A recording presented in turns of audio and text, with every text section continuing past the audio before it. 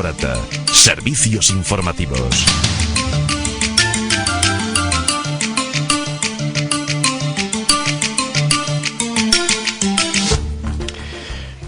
Buenos días, Ángel. Saludamos a Ángel Sánchez, alcalde de Morata. Buenos días. Encantado siempre de estar con vosotros. Y le agradecemos que esté encantado de estar siempre con nosotros. A vosotros de estar aquí. Entonces creo que es de justicia porque llevábamos... ¿Cuánto tiempo llevábamos, Ángel, sin tener una entrevista? Bueno, va pasando el tiempo, sí, va pasando el tiempo, y sí, la verdad es que siempre menos de las que seguramente vosotros deseáis y que yo también quisiera, ¿no? Pero bueno, el tiempo al final es el que hay. Y vosotros al final también pues tenéis mucho... pues vienen las fiestas y tenéis, al final sí, se va pasando el tiempo, sí. Y bueno, tuvimos la fiesta del cumpleaños y ahora nos viene la Asamblea General de Socios ahora el 20 de noviembre. O sea que bueno, y estamos siempre con eso y bueno, pues lleva su trabajo y lleva su ocupación, pero el número de programas más o menos se viene manteniendo. Hemos bajado un poco, teníamos 19 programas, pero ahora tenemos 17 bueno. Yo creo que ya son bastante para distraer. Entonces, Ángel, empieza tú. Bueno, lo primero que quisiera es pedir disculpas porque seguramente estoy un poco resfriado y lo mismo a lo mejor de vez en cuando me sale alguna tos. Entonces quisiera pedir disculpas a quien nos esté escuchando y lo dicho, ¿no? Es un placer estar aquí y bueno, un día después como el de ayer, ¿no? Que lo primero yo creo que tenemos que hacer es mandar una felicitación a ese grupo social de mujeres que nos hizo que ayer la fiesta fuera exquisita, ¿no? Con ese guiso tan rico que disfrutamos todos y además que tuvimos la suerte de que nos hizo un día espléndido que posibilitó también que una gran cantidad de personas pues pudieran disfrutar ayer de la fiesta de la Constitución, que yo sigo diciendo que creo que es una de las fiestas más importantes que tenemos, ¿no? Si no es la más importante. No hay que olvidar que hace 41 años, tal día como ayer, el pueblo español se refrendaba la Carta Magna que ha posibilitado que convivamos en paz y que todos tengamos cabida en este país tan bonito, ¿no? Que todos amamos, como ayer decía en el discurso, que llamamos España y al que queremos seguir amando.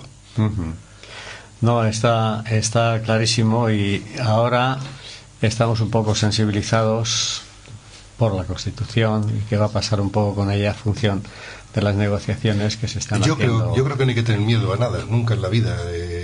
Precisamente una de las cosas fundamentales de nuestra Constitución y creo que de la democracia, ¿no? De la democracia lo fundamental es precisamente el entendimiento y el diálogo. El consenso sería siempre lo ideal. Si hablamos de consenso, porque consenso llega realmente a que todos estemos de acuerdo en algo, ¿no? Pero tampoco hay que tener miedo al juego de las mayorías, es decir, cuando no hay consejo, pues al final, lógicamente, la democracia tiene que imponer la fuerza de la soberanía del pueblo que se manifiesta a través de la mayoría. Entonces, nunca hay que tener miedo a encontrarnos, ¿no?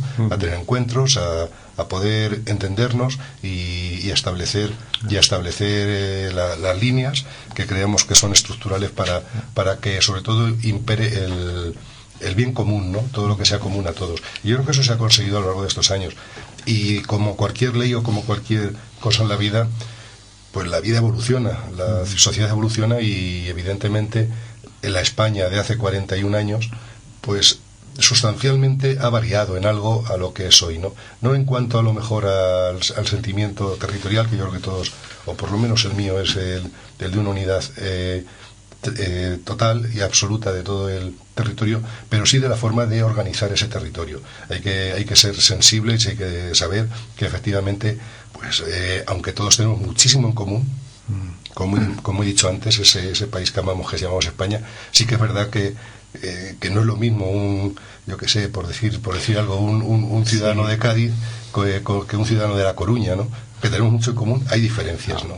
Sí, efectivamente, no hay que tener miedo al diálogo, pero probablemente un poquito de precaución para los resultados posibles. Bueno, la precaución siempre, eso sí, evidentemente precaución siempre y tal, y un marco que hay que tener muy claro y dónde estamos situados, es decir, en cualquier democracia, en cualquier sistema reglado, en cualquier sistema institucional, lo que hay es unas reglas de juego. y esas reglas de juego hay que respetarlas por encima de todo. Y en eso hay, yo creo que debemos de estar todos absolutamente también de acuerdo. Es decir, hay unas reglas de juego y lo que no puede cambiar las reglas es según te vengan los intereses en ese momento, ¿no? Hablando, por poner un símil, lo que es falta en el fútbol, falta siempre, ¿no? No, ahora ya porque me interesa a mí no va a ser falta. Pues en este caso pasa lo mismo, ¿no? Y yo creo que está demostrando con toda la dificultad que cuesta a lo mejor muchas veces entender ciertas cosas, está demostrando el Estado español que sí es verdad que es capaz de reaccionar con fuerza y con la necesaria contundencia cuando alguien traspasa esos límites que marca la ley. Pero dentro de la ley yo creo que todo es posible. Ojalá, Ángel.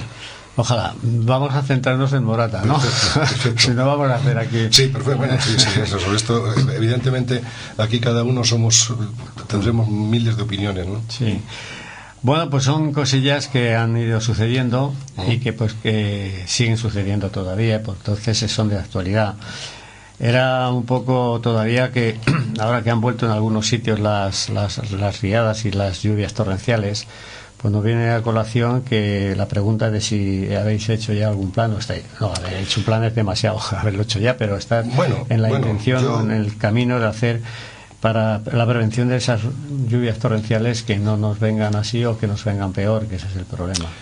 Bueno, pues viene un poco a colación lo que antes estamos hablando, efectivamente, y cada vez, pues mira, nos cuesta mucho a veces entender que las cosas están cambiando y la Tierra se está comportando de otra manera distinta también como se comportaba hace unas décadas, ¿no?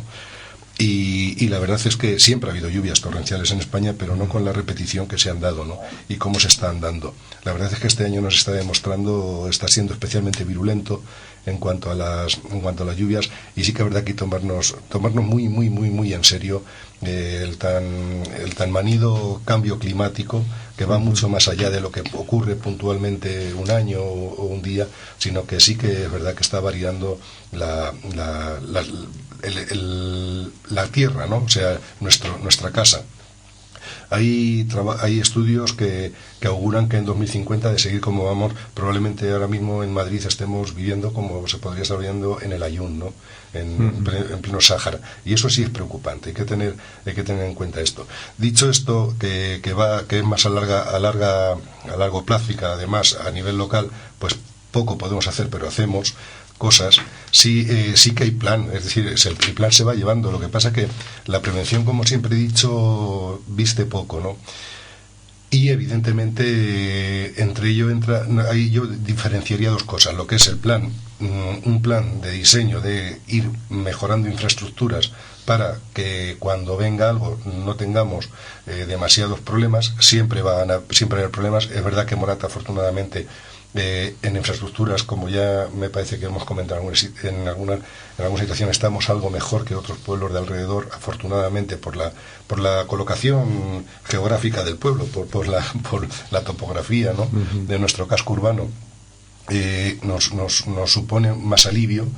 Por ejemplo, Arganda tiene muchas más dificultades porque en Arganda convergen 3 barrancos en un sitio crítico, que es en medio del pueblo, donde los argandeños siempre han llamado la arrollada o la arroya, y es ahí donde convergen los 3 barrancos, y nosotros tenemos la suerte de que tenemos barrancos fuertes, pero que o ya se hicieron trabajos bastante importantes en su tiempo que hay que ir mejorando, y también que tenemos más barrancos que vacían a la vega de una forma dividida, pues no llegan a producirse quizá ese punto tan crítico como puede tener. He puesto el ejemplo de Arganda, ¿no? El ejemplo, y nos sirve un poco, por ejemplo, en la calle Real. La calle Real, la calle donde vives tú, José María Rodelgo. Sí. José María Rodelgo, ahora mismo, la parte de la calle Real que era del casco antiguo, evidentemente en su día, en el 1934, creo que es cuando se empezó, en la Segunda República, se acometieron las obras de una canalización, precisamente de ese barranco, que es lo que hemos llamado nosotros siempre la alcantarilla, porque tenía una boca de acceso para recoger todas las aguas que bajaban de la zona del Juncal. Claro, vamos buscando nombres: Juncal, Arroyo. Claro, al final estábamos viviendo en medio de un barranco, ¿no? Lo que pasa es que tenemos la suerte de que Morata sí que efectivamente la calle Real siempre ha ido a favor de barranco, entonces el agua ha bajado por ahí. En aquella época se acometió esa obra no con ánimo de ser cloaca, porque si nos retrotraemos a 1934, hay muy poca gente que en aquella época tuviera baño y que vertiera precisamente al colector general. Es decir, eso se fue produciendo a lo largo del tiempo, pasando ya esos años, ¿no? Es decir, que eso fue precisamente una obra que se acometió para que las aguas de ese barranco, en vez de fluir por el medio del pueblo, fluyeran por abajo. El pueblo ha ido creciendo, es un ejemplo más que te digo, el pueblo ha ido creciendo y evidentemente ahora hay zonas que tienen esas dificultades. Sí que es verdad que vacían y no se producen esos grandes inundaciones que se producen en Arganda, no son tan graves, pero sí que es verdad que efectivamente tenemos que empezar a pensar en esa prevención, ¿no? Y se está trabajando ya con los servicios técnicos y el canal para ir mejorando ciertas infraestructuras, ¿no? Dentro de lo que sean nuestras posibilidades y dentro de los planes que el propio canal, que ahora es el encargado de los emisarios, pues podamos ir mejorando. Eso en cuanto al aspecto preventivo. También en el aspecto preventivo hemos trabajado, por ejemplo, mucho en el tema del bosque. Al final es que parece que no, pero los gastos que muchas veces parecen exagerados y se mezclan todos los gastos, muchas veces por desconocimiento o no sé con qué intención, pero no todos los gastos que son de medio ambiente son de jardinería. La jardinería es algo ornamental, pero por ejemplo tenemos una masa forestal muy importante que es el bosque, y nosotros hemos gastado bastante dinero en intentar precisamente hacer un plan director que estamos a punto de aprobarle. Está ya elaborado, prácticamente terminado. Se han hecho ya muchas obras de prevención en eso, se han podado muchos árboles, se han identificado todos los elementos que hablo de los árboles, se han quitado aquellos que podían quitarse. Claro, eso ha hecho que, por ejemplo, en este tiempo que hemos tenido, de estas etapas que hemos tenido de virulencia climatológica, pues si os habéis dado cuenta, no ha ocurrido como hace unos años, que caían muchísimos árboles, que tenían muchos problemas. Eso no quiere decir que no puedan caer, pero caen menos o no caen precisamente porque se ha hecho el trabajo preventivo, que es el que no se ve. Y desde el punto de vista reactivo, la verdad es que tenemos que decir que confiamos plenamente en la capacidad que tienen los voluntarios de protección civil. Evidentemente tienen ellos ya un esquema de operación, es decir, tienen ya un plan establecido de cómo actuar en caso de inundaciones, y tienen medios para atender en todo lo que pueden lo que nos pueda ocurrir, ¿no? Las inundaciones tienen un problema, es un riesgo muy, muy complejo. Y es muy complejo por una razón, porque primero, normalmente las inundaciones suelen afectar a una comarca, a un número importante de municipios a la vez. Es decir, la inundación no ocurre solo en Morata, ocurre en Morata, en Arganda, en Tielmes, en Perales, en Chinchón, en Colmenar, en San Martín.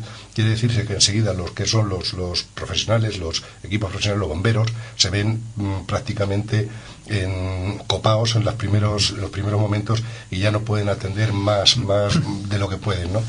¿Qué ocurre? Que los municipios somos los que tenemos que responder, y sí que es verdad que venimos desde ya muchos años respondiendo en la medida de nuestras posibilidades. Por ejemplo, tienen los voluntarios acaban además de adquirir otra, que desde aquí ya quiero y aprovecho para mandar al alcalde de Tielmes y al ayuntamiento de Tielmes mi agradecimiento, porque nos ha hecho además por una donación a cambio del trabajo que hacen los voluntarios allí. Pues nos ha hecho una donación de una bombita un poquito más pequeña, porque las bombas que tenemos no llegan ya, o sea, no son capaces de, cuando llega ya a un caudal, hasta ahí pueden llegar, y una más chiquitita que puede seguir todavía aspirando, ¿no? Es que, a ver, precisamente habría que diferenciar entre lo que son las aguas superficiales, que ahí estamos de acuerdo que, digamos que la salida, pues aunque, bueno, pues ya se sabe lo que son las riadas, pero al fin y al cabo desaparecen.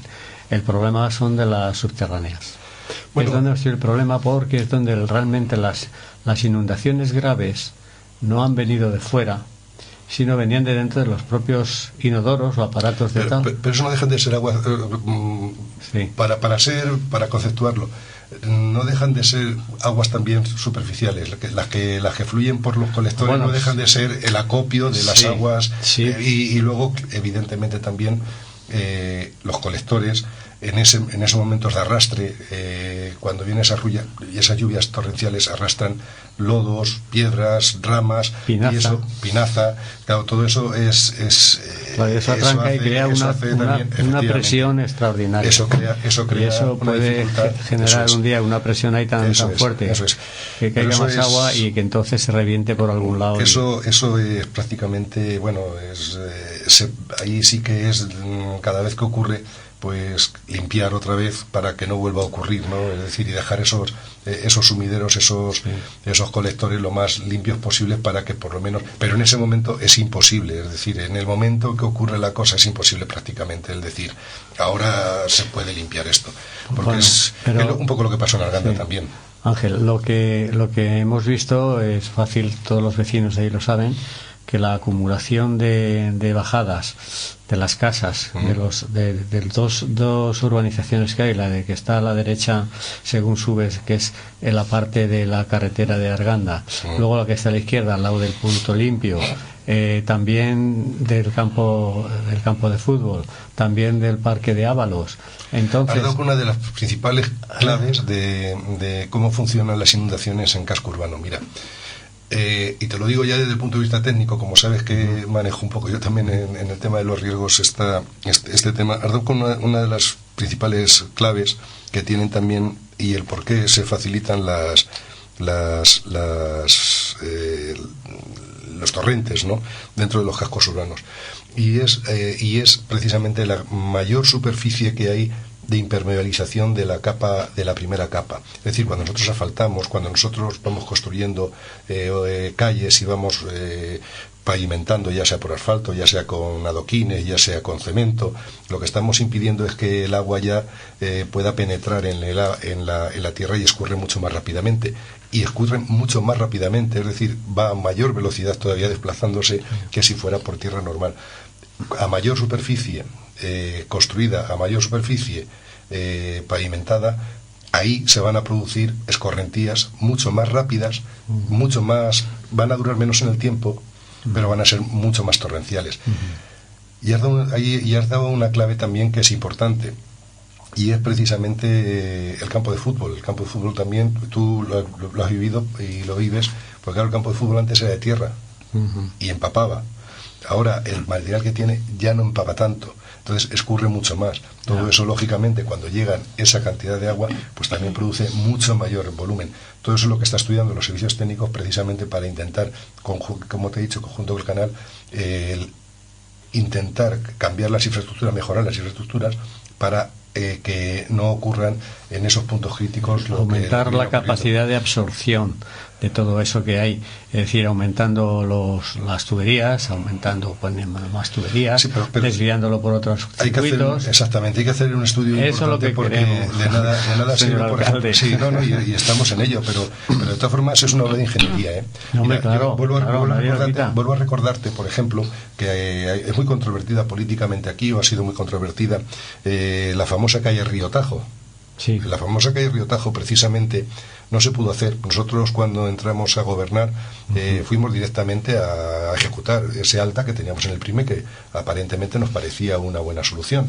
Pero cuando fuimos a ejecutar nos encontramos, además con muy poquito margen de maniobra, con un informe del canal de Isabel II negativo, diciendo que eso no se podía construir, precisamente porque cuando vinieran lluvias un poco más importantes, no un poco tan exageradas como las de ahora, sino que en periodos de lluvia un poco fuertes, el problema que teníamos era el del emisario. Es decir, nosotros tenemos una capacidad de absorción o de cupo de coger X litros de agua en un tubo concreto, en un colector concreto, que es ya a partir de la ermita.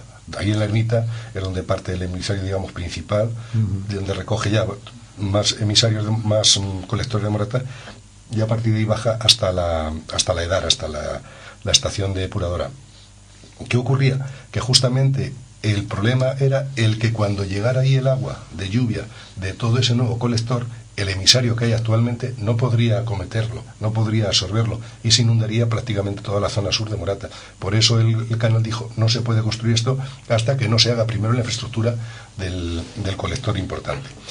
Con esto, ¿qué es lo que quiero decir? Que de nada sirve ensanchar en cabeza si en el medio tienes una boca central. Como tú bien dices, es un estudio de ingeniería que, claro, que se propone, que se tiene que estudiar bien para ver cómo se hace esa trama. Y lo primero no es barato. Lo primero, lógicamente, estas cosas no son baratas. No son imposibles, pero no son baratas. Y lo segundo, tienen que ser muy bien estudiadas. Ahí parece que la solución no es muy difícil. Aunque no parece que sea difícil. Es probablemente costosa, pero no es difícil.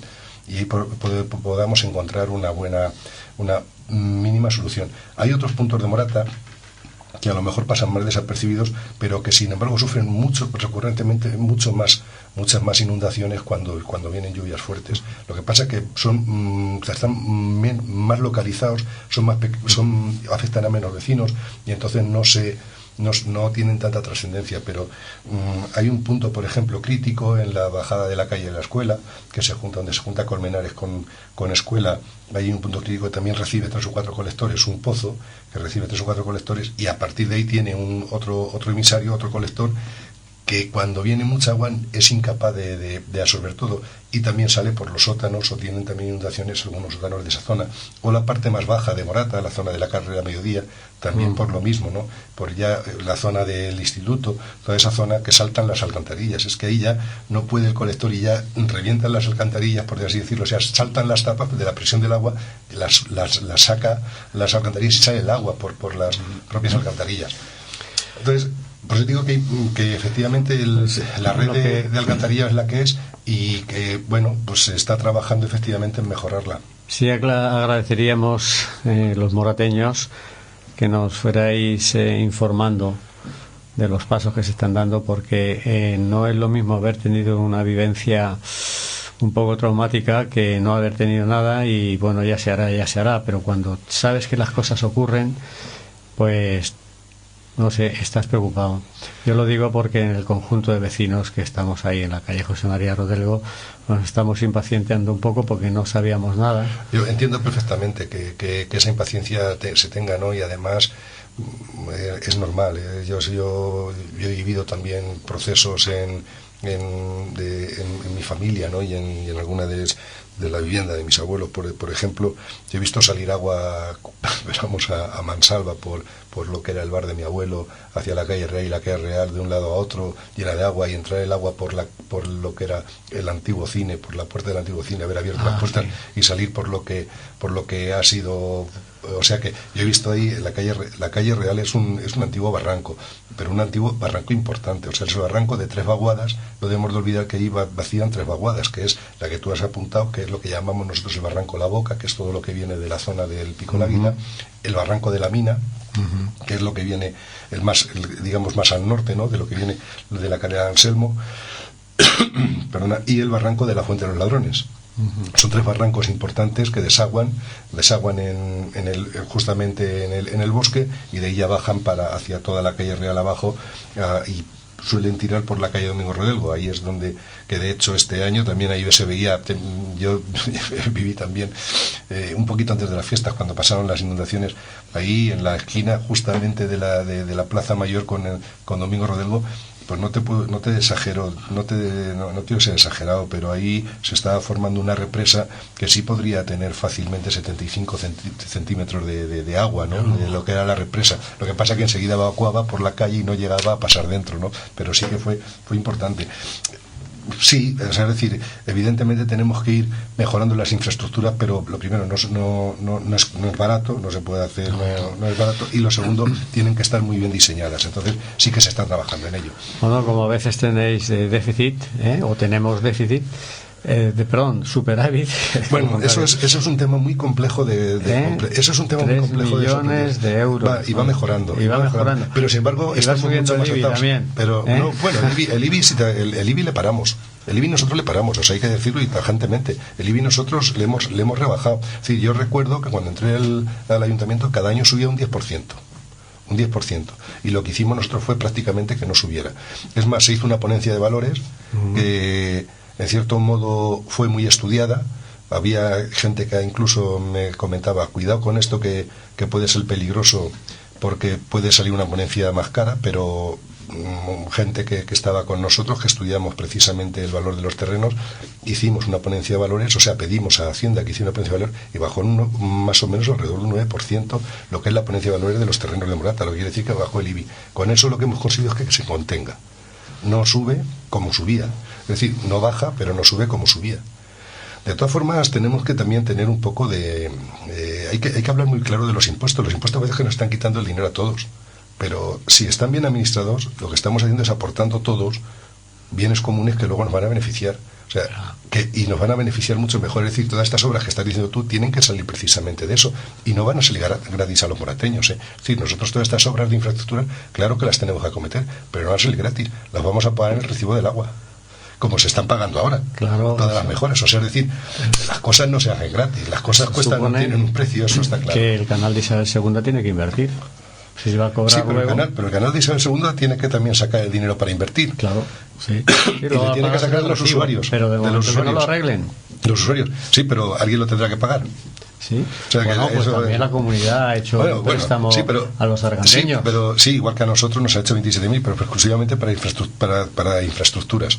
Y aquí, infraestructuras, efectivamente, pero aquí solo son... Aquí no lo anda solo para los caminos, porque es que no había ninguna infraestructura rota. Para infraestructuras que se han roto. ¿Vale? Para infraestructuras que se han roto. Y aquí nos influyen varios caminos, que por cierto, nos han dado menos dinero de lo que nosotros hemos pedido. Pero bueno, no ha estado mal, no podemos quejarnos. Nosotros valoramos los daños que se habían hecho en los caminos en unos 33.000 euros.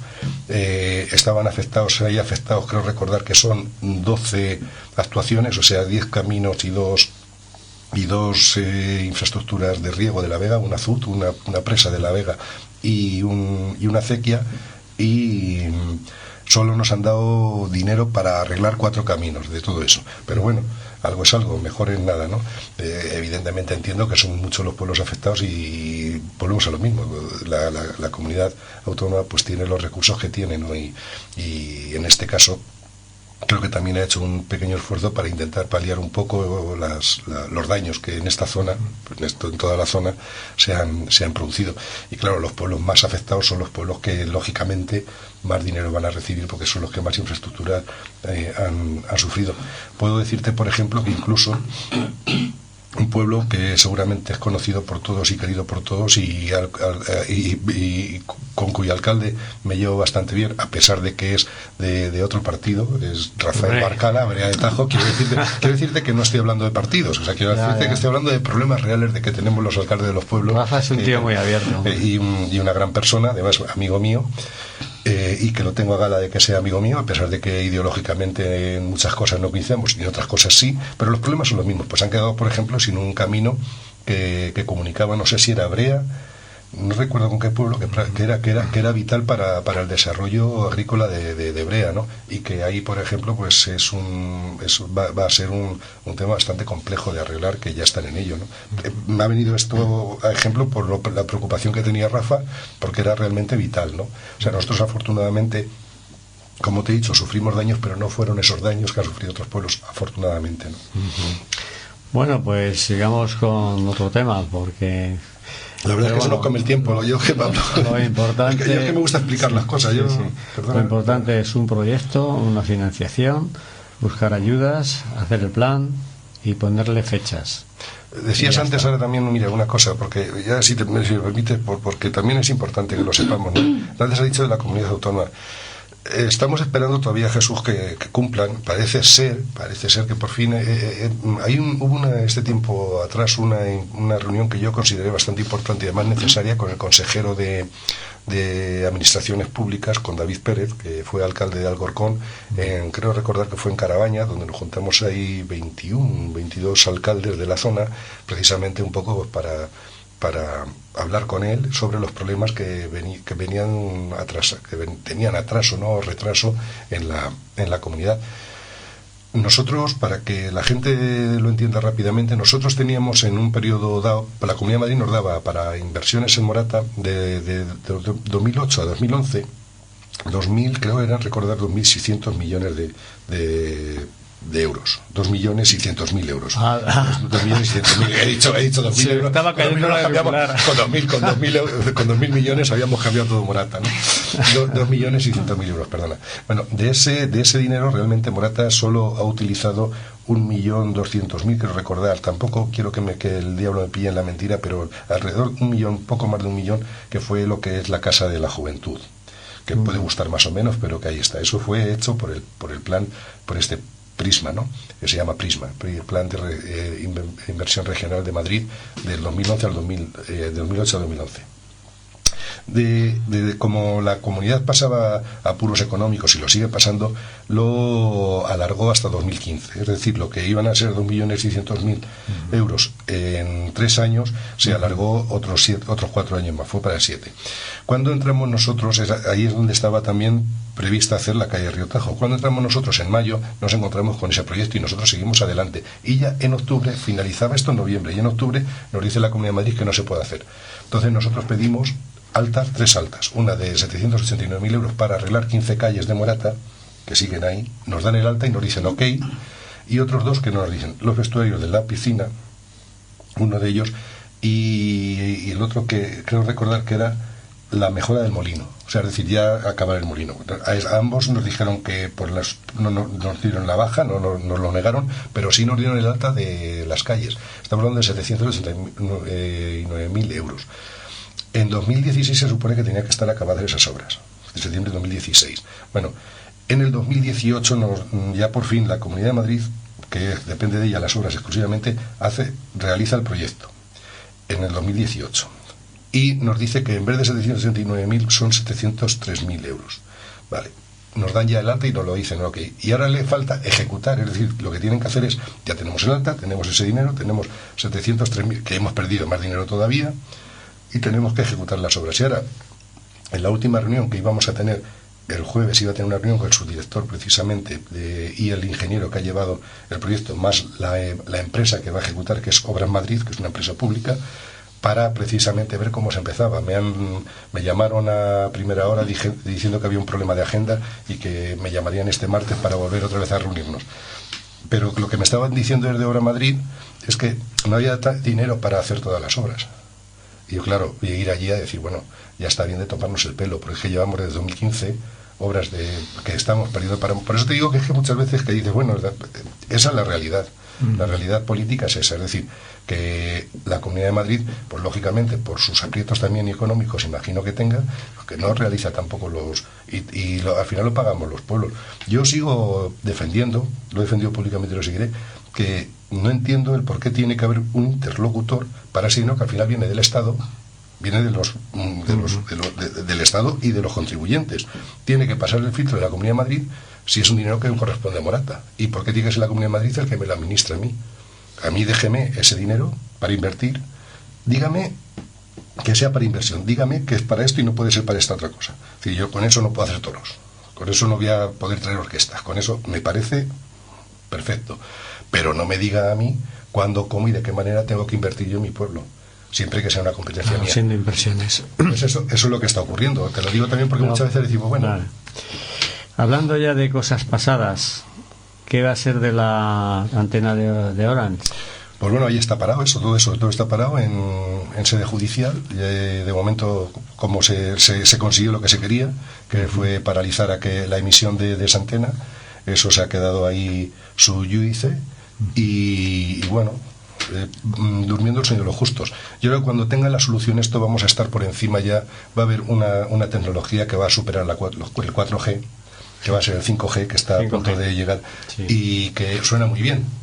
Suena muy bien porque va a tener todo mucho más rapidez, va a estar todo mucho mejor, pero que este problema le va a ampliar, porque el 5G va a ser mucho más difícil de detectar, va a necesitar de muchos más puntos de emisión, de enlace, es decir, y se van a llenar nuestros pueblos de antenas, pero no antenas como las que vemos ahora, que se ven muy bien, antenas que van a caber en el jarrón en el salón de una casa. Sí. Y no la va a ver nadie. Y eso está a la vuelta de la esquina. Y esas emisiones electromagnéticas las vamos a tener como las estamos teniendo ahora. Esto me lo ha explicado muy bien un catedrático de electromedicina Magnética, ¿no? Que es el que estuvo aquí dando la charla y hablando con él tranquilamente de todo el problema y de lo que se nos venía encima. Dice, la gente está asustada con el 4G, pero eso no es nada para lo que se nos viene. Pero ¿convivimos con ello o no convivimos? ¿Cerramos la forma de vivir? No, es revolucionario, es la cuarta generación industrial. Pero de momento, vamos, lo que puedo decir es que esto está ahora dice, como he dicho, durmiendo el sueño de los justos en un juzgado, esperando que el juez resuelva no la instalación, sino si vamos a tener que indemnizar o no a Orange. Probablemente es lo que nos va a pedir. Orange va a pedir dinero porque dice, oye, yo he hecho ahí unos gastos que a ver al final quién me los pague. Nosotros decimos que tú te has metido a torero, pues si te ha cogido el toro es tu culpa, y él está diciendo no, que es que como no, que la culpa la tenemos nosotros por no haber dado la licencia. Pues bueno. Hablando de antenas, tenemos algunas dificultades, algunos vecinos. Por el 4G. Esa es por el 4G, precisamente. Las antenas ahí están revisadas, las que tenemos ahí en... Sí, esa está perfecta. Mira, cuando se pise la imagen, al principio además tuvimos muchas dificultades porque creíamos que era eso. Y luego ya nos dimos cuenta que no. Y además a ellos también les creó muchísimas dificultades, por eso tardaron un tanto tiempo en encontrar. Porque es que revisaban los aparatos funcionaban, iba todo bien, iba todo correctamente. Vinieron 2 o 3 veces, cambiaron 2 aparatos y seguían dando los mismos problemas.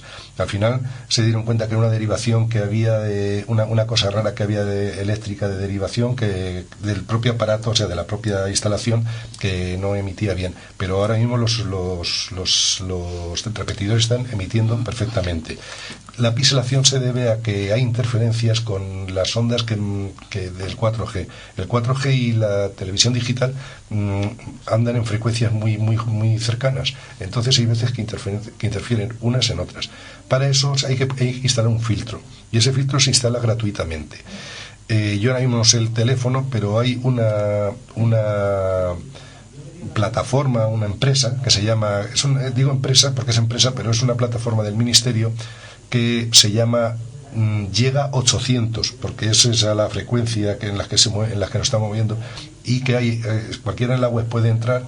Hay un teléfono gratuito, es un 900, llama diciendo dónde tiene el problema y vienen a colocarle un filtro.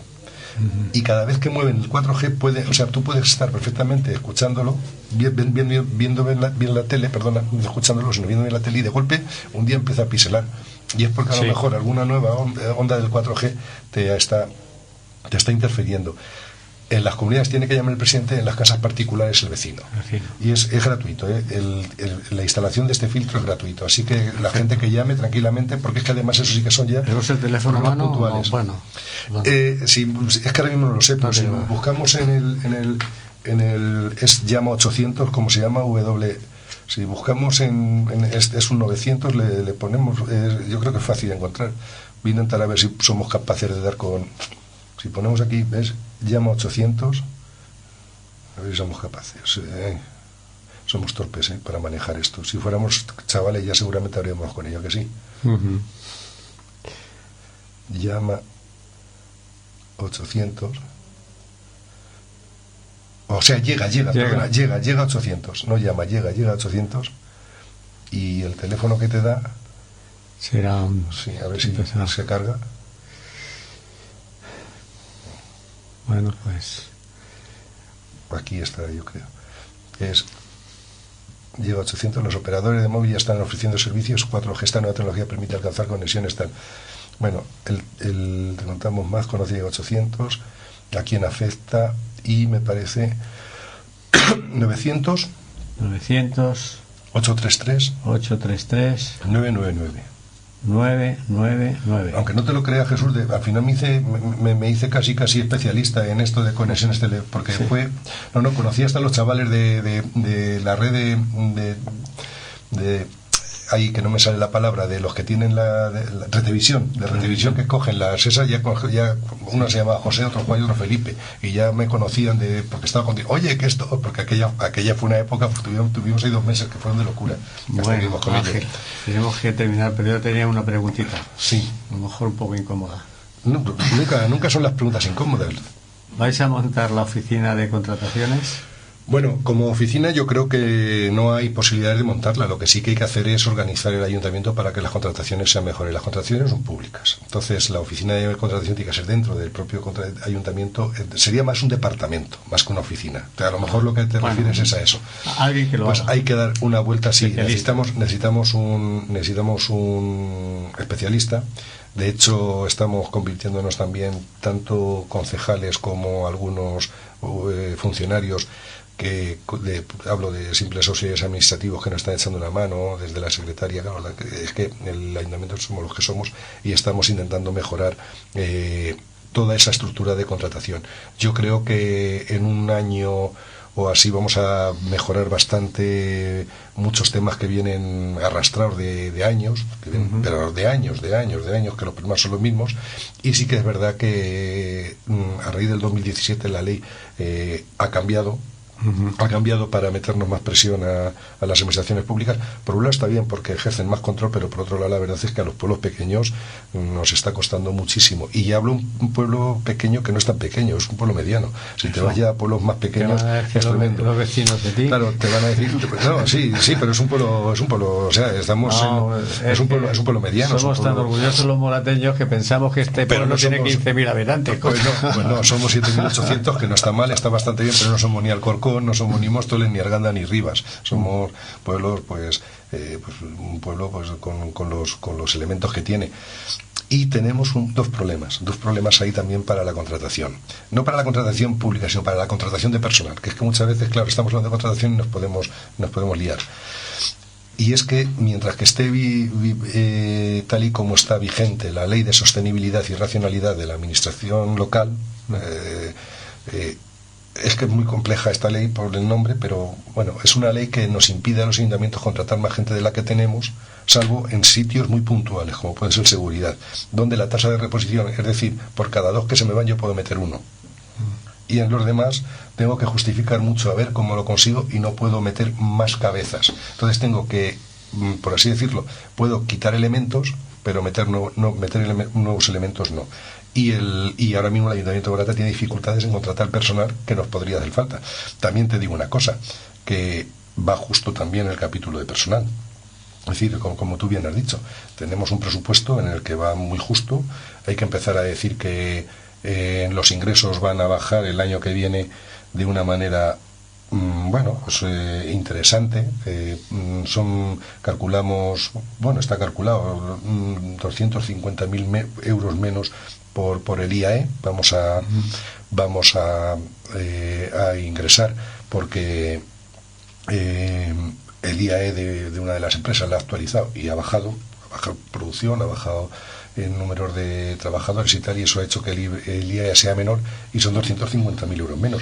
Y evidentemente una de las cosas con las que has empezado que no queremos evidentemente tocar es los impuestos que afectan directamente a las familias. Entonces tendremos que buscar nuevas formas de financiación, que también estamos exigiendo al Estado que busque nuevas formas que nos permita nuevas formas de financiación a los ayuntamientos para poder hacer frente a las competencias que cada vez son más y más. Yo siempre pongo el mismo ejemplo, y es que le pongo porque es muy claro.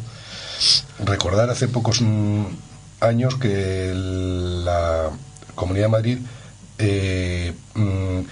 hizo la ley aprobó la ley de sacrificio cero en el ámbito de protección animal. Sí. Y bueno, lo deja en manos de los ayuntamientos, pero a cambio no ha venido ni un duro. Es decir, nos deja que los ayuntamientos seamos los responsables de no sacrificar a los animales. Eso supone que cuando yo cojo un animal abandonado le tengo que mantener hasta que le pueda adoptar, y si no, tenerle que estar alimentando, y a cambio nadie me da un duro. Pongo ese ejemplo como una competencia más que te meten, pero que a cambio no te dan el recurso, porque claro, dices, vale, ven, a partir de ahora cava las tierras, vale, pero ten este dinero para cavar las tierras. Bueno, esa segunda parte es la que no viene. Muy bien. Bueno. Muy bien, Ángel, pues nada, ha sido un placer. Yo siento, la verdad, que siempre consumo más tiempo del que me tenéis que perdonar, pero es que si no explican las cosas al final la gente no las sabe. Yo de verdad que lo siento, pero vamos, siempre que queráis estoy aquí y siempre que pueda, claro, también. Ángel, la siguiente entrevista la vamos a tener con respecto a todo lo que estamos haciendo con los alcaldes de las comarcas, de, zonas, sí. de las zonas, que ya han pasado algunos por aquí. Y es sobre el tema del turismo. Quiero agradecer a José, porque lo pude escuchar luego en podcast, sí. A José Antonio. La verdad es que es un buen amigo y tal, y sí. Quiero agradecer también bueno, pues el saludo que me envió, ¿no? Todos te conocen. Eres muy conocido por todos, de todas las formaciones políticas. Es que yo creo que soy una persona que efectivamente muevo mucho con ellos y creo mucho en que entramando la comarca vamos a ser capaces de yo creo que sí que es buena idea, porque además cada uno ha expuesto en esa reunión que tuvisteis pues lo que quiere cada uno para su pueblo, ¿no? Lo que necesita o tal. Y bueno, entre otras cosas, lo tuyo es también el tema del turismo, las caballerizas y todo esto, que es de un siglo, que como hay poco, más bien lo que hay aquí no es como para hacer visitas guiadas, es muy poco, pero es lo que quieres potenciar a partir de todo esto, de consolidar los restos arqueológicos, lo que se ha hallado ahora, que se ha encontrado. Exacto. Y bueno, pues la siguiente va a ser ya enfocada pues igual que a los demás alcaldes. Fenomenal. Pues vamos a preparar una. Tenemos además más material de lo que creemos. Otra cosa es que no claro tenemos que en valor. Por eso es que nosotros hay que estamos exprimiendo al máximo todas esas posibilidades y creo que lo estamos consiguiendo. La verdad, o sea, ayer, por ejemplo, aparte de la fiesta, que es una fiesta importantita, veía muchas caras de gente que no eran de Morata, que estaban en Morata. Y eso quiere decir que ya tenemos un atractivo, aunque sea la fiesta de la Constitución, que la hemos convertido también en un atractivo. No digo nada ya de que todos los fines de semana lo que ha aumentado las visitas de fuera para comprar las famosas palmeritas, que hay mucha gente que dice, es que os enfocáis solamente en un nicho de economía. Es incierto. Lo que pasa es que es el nicho que probablemente más atrae, pero ese a su vez propone sinergias hacia otros nichos de economía, que es lo que evidentemente digamos que, Juanín, está feo decirlo en la radio, pero digamos que es la zanahoria del burro. Es lo que atrae, pero luego la gente conoce otras cosas, que viene a comprar las palmitas y con otras cosas y gasta en otras cosas. Profundizaremos en ello en la siguiente entrevista, porque es muy interesante, porque aunque tenga menos patrimonio Morata, tiene otras cosas. Tiene bastantes. Es que solamente hay que mirar un poco la historia de Morata y va sacando. Tú lo has dicho muy bien. El patrimonio físico a lo mejor no tiene tanto, pero el patrimonio material tiene mucho. En otra entrevista hablamos de qué consiste, o sea, no, que si la consejera cultural de turismo estuvo aquí. Sí, ahí esa es la que tenía yo preparada. Fue muy agradable, pero la verdad es que, bueno, un poquito decepcionado. Tampoco no vino con dinero en la mano, es lo que necesitábamos para inversión. Pues mira, esa la dejamos preparada, sí. La dejamos preparada porque de ahí es de lo que hablasteis, la impresión que te causó y el objetivo principal tuyo, que era lo de personalmente muy bien Italia, además. Bueno, pues vamos a profundizar en eso porque es muy interesante también, a ver qué se ha conseguido de todo lo que se le ha propuesto, ¿no? Puedo adelantarlo. De momento nada. Bueno, pero habrá que darle tiempo, fue una visita agradable, pero poco productiva de momento. Pues nada, Ángel, muchas gracias por venir. Oye, a vosotros siempre, y de verdad que encantado, y siempre con vosotros me encuentro muy relajado, muy a gusto, y espero que también sirva para que la gente conozca un poco más, ¿no? nuestro día a día, que también es duro ahí en el ayuntamiento, que parece que es fácil, pero no es tan fácil a veces, ¿no? Cuéntamelo a mí, que voy a estar en el pleno el próximo jueves. Bueno, ahí solo ves la lucha, y no ves más que la lucha. Los resúmenes del pleno son los que a mí me traen por la amargura. Bueno, pues muchísimas gracias. Muchísimas gracias, Ángel. Muchas gracias.